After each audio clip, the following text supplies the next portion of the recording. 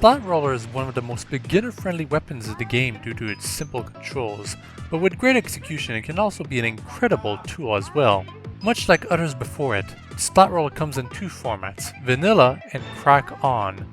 There is also the Hero Roller replica that can be unlocked through the Boy Inkling amiibo, but please note that it is just a fancy looking Splat Roller. The reach of the Splat Roller almost matches that of the Splatter Shot, particularly when you jump just as you swing. But don't be fooled, damage-wise, the Splat Roller is weaker when attacking at maximum distance, but stronger when you're hitting from the center. As one of the basic weapons, the ink tank of the Splat Roller lasts roughly 16 seconds when simply rolling around, making this easy for players to ink over enemy turf. Rolling around will also splat foes instantly should they be foolish enough to stand in your path. There is a misconception I feel I need to clear though. Running speed abilities do not, in fact, increase your speed when rolling. For what it's worth, you move as fast as someone with one main of that ability, so it should not be that big of a deal. The Splat Roller's sub is the Suction Bomb, which was covered in the Splatter Shot tip video. Despite that, this weapon relies on the Suction Bomb a great deal more to defeat enemy forces. Simply put, the lack of range on the Splat Roller is a critical weakness that your opponents will happily take advantage of, be it because you miss, you're unaware, or you were ambushed. The Suction Bomb can help a lot to control your foes' movements to force them into melee, or to simply distract them while you sneak up to them yourself.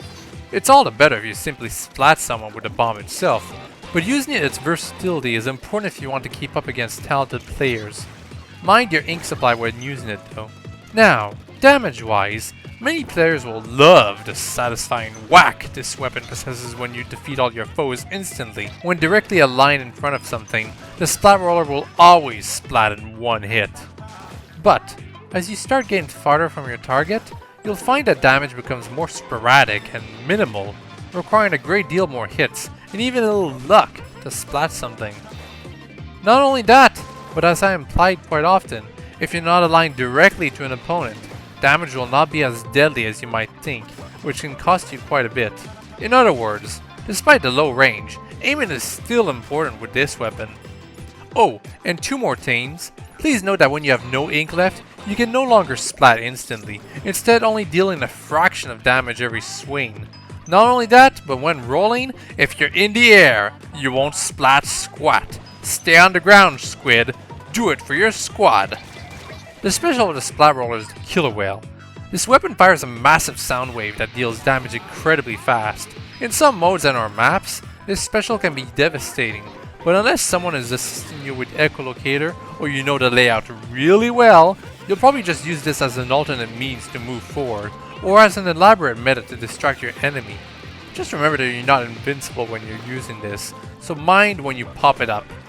With the Splat Roller fully covered, let's quickly take a look at the popular Crack-On Splat Roller now. The main weapon's offensive capabilities are the exact same, even if it feels like it is more effective at splatting for some reason. The difference here is the sub and special.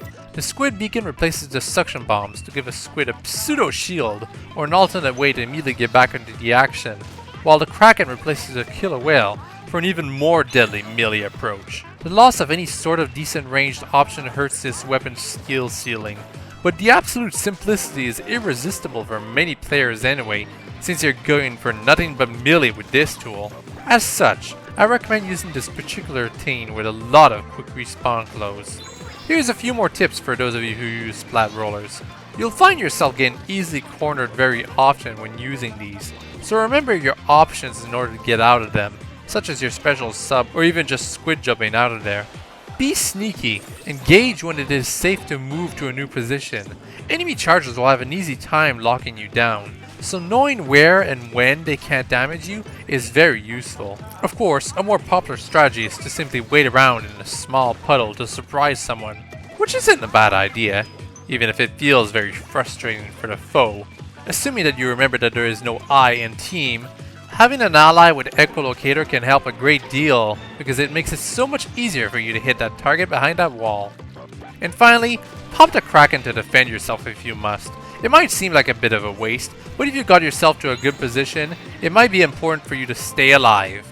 Oh, actually, speaking of the Kraken, I forgot to mention, before version 2.2, one of the biggest advantages of the Crack-On Splat Roller was that after the Kraken special ended, they could immediately attack out of it to instantly splat a foe anyway. But in the game's current state, this is currently impossible, and it hurts to crack on Splat Roller the most out of any weapon. So make sure you're in a safe position when that meter is empty. If you want more tips and Splatoon matches, check the playlist in the description below. I hope you've all enjoyed this video and all have a very nice day.